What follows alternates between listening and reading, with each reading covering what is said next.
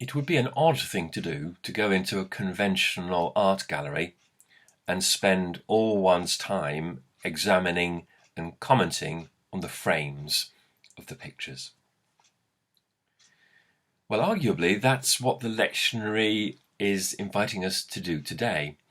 It's one of those lectionary readings which is in two parts, and there's, if you like, a bit missing from the middle, which always causes one to ask questions of suspicion in terms of why have bits been chopped out. But if you look at the bits that have been chopped out, as it were, well, first of all, it is the story of the feeding of the 5,000, and the first part of the story is really just the introduction to that story. And then the second story that is omitted, that is cut out, is the story of Jesus walking on water. And if you were to make a list in your own mind of those iconic stories of Jesus the miracle worker, I think those two passages would be fairly high on most people's list. If you like, the paintings of the master, the classic pictures that one might go to a gallery specifically to see. Jesus feeding the 5,000, Jesus walking on the water, and here we are just left with the frame.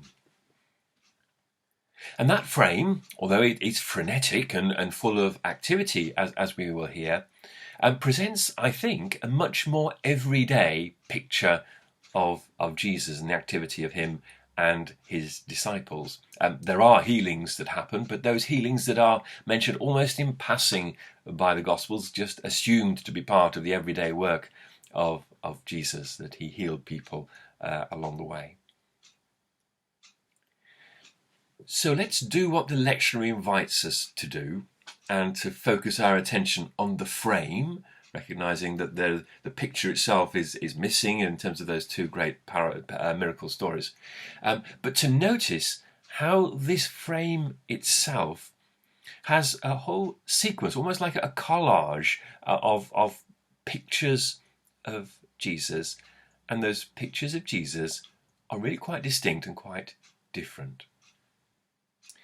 So I'll give them to you one by one, and let's just focus and bring to in the eye of our imagination these pictures to mind. And the passage begins like this. It's Mark chapter 6, verse 30. The apostles gathered around Jesus and told him all they had done and taught. It's a reference back, of course, to Jesus sending his disciples out two by two to do the work of Jesus, but without Jesus, and to go out without shirt, without a stick and a bag, and so on and so forth.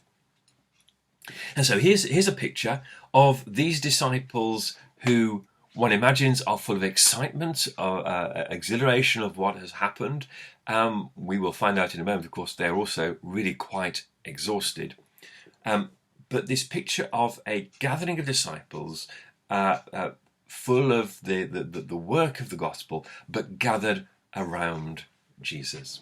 It's a very distinctive picture, isn't it, of what Jesus is there to do. Here's picture 2. Jesus said to them, "Come away to a deserted place all by yourself and rest a while." For many were coming and going, and they had no leisure even to eat. And they went away in the boat to the deserted place by themselves.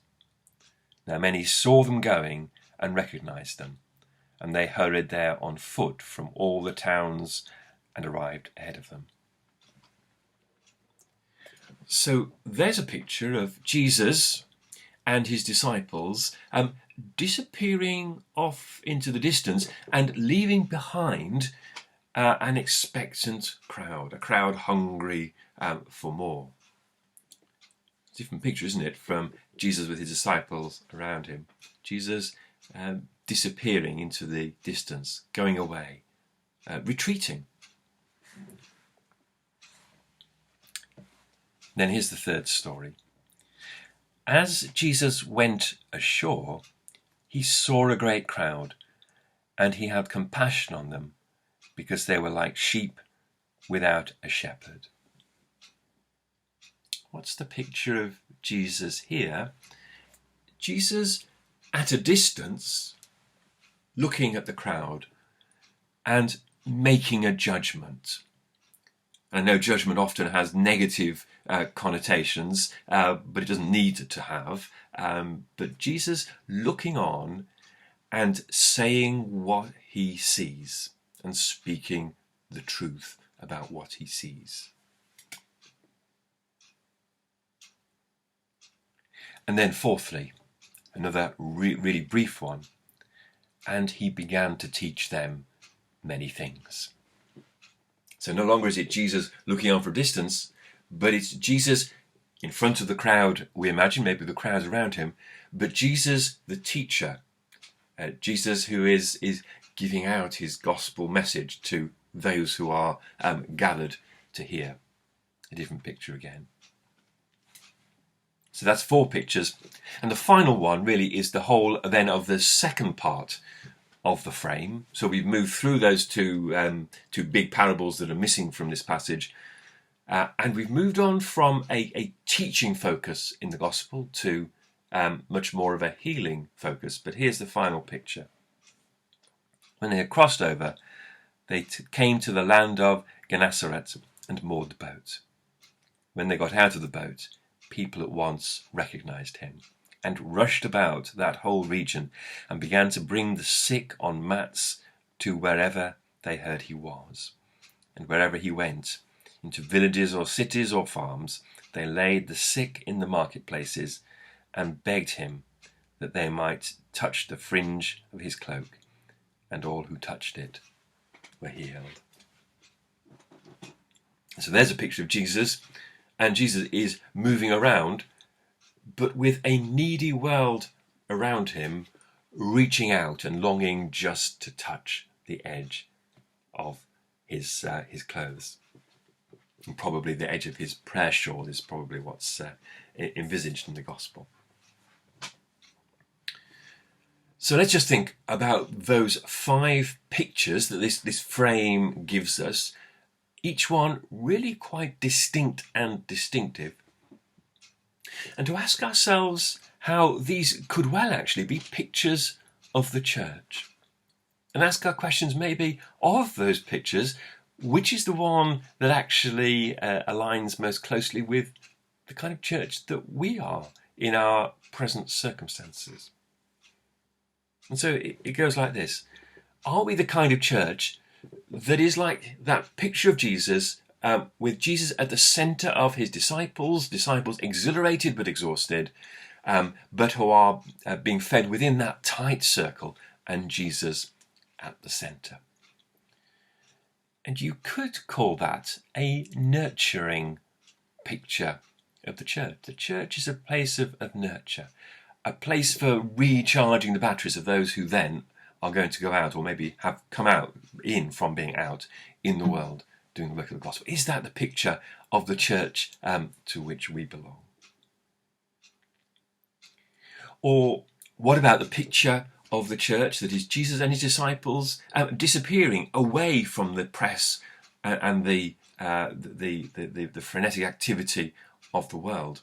A contemplative church that is withdrawing from the world, if only for a while, maybe.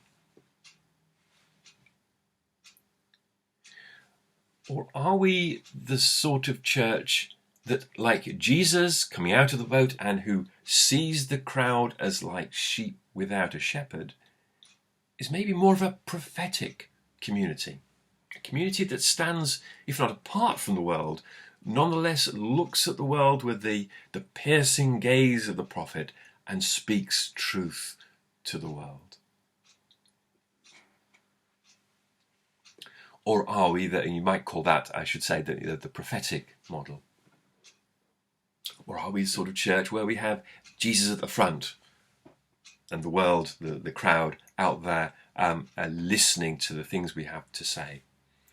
Is this an evangelical model of the church that needs to teach people about the gospel? Or finally, to the other part of the frame, are we like that picture of Jesus where Jesus moves through the world and a needy world round about reaches towards the church, seeking healing for their need. And you might call that a pastoral model of the church. And I think any of those models would be one that we need not be ashamed of, if that's the one that fits, and actually could be very affirming of the fact that the church can be and is any of these things. Maybe our church is different ones of those pictures at different times and in different ways, or different aspects of the life of the church fits more neatly into different of those models. And so I think my question really is do we have that appreciation of the breadth of pictures of Jesus we have, the breadth of pictures of what the church can and should be? And that firstly, if the church gets stuck in one of those models and fails to recognise that that is just part of the picture, part of the frame, maybe that it needs to be reminded of the variety. Maybe this says something about how we need one another of the church. If we have some churches that are much more naturally inclined to be that nurturing community, some that are much more naturally inclined to be that prophetic voice, some that are much more inclined to be that pastoral community, some that are much better at being that contemplative experience. We need one another in the life of the church. And this frame that Mark gives us for those key pictures of Jesus, the miracle worker, presents these as all part of the flow of what's going on in that background life of Jesus, and I would suggest in the background life of the church. We need one another to express something of the fullness of what it is that Jesus calls us to be as his church.